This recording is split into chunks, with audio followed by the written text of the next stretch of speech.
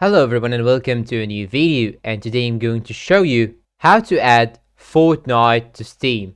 It's very easy and simple. All I have to do is to follow my steps, and before we begin, don't forget to hit the like button, subscribe and turn on the notifications. First thing you should do is to open your Steam. After opening your Steam account, go to this icon right here, add a game, click on it, then choose add a non-Steam game.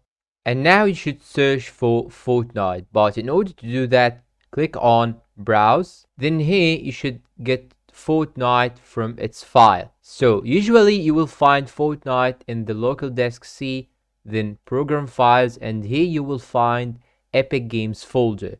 But here in my case, I have installed the Epic Games folder in another partition. So I'm going to the partition that I have installed Epic Games on.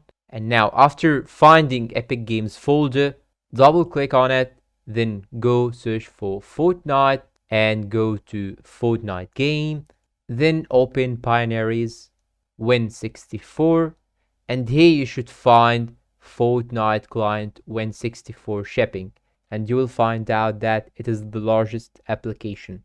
Click on it, then choose open, and you will find out that it will appear right here. All you have to do is to check the box to its left, then click on add selected programs, and after that go to your library and you will find out that it is added to your library. Just right click on it, then go to properties and change its name and delete all these things in order to make it just Fortnite. Then click on escape, and congratulations, now you have Fortnite on your Steam. And you can do the same method for any non-Steam game, and you can simply click on play and play the game. But here in my case, I'm just doing its update right now. And that's all for today. I hope this video is useful to you all. Thanks for watching and see you in a new video.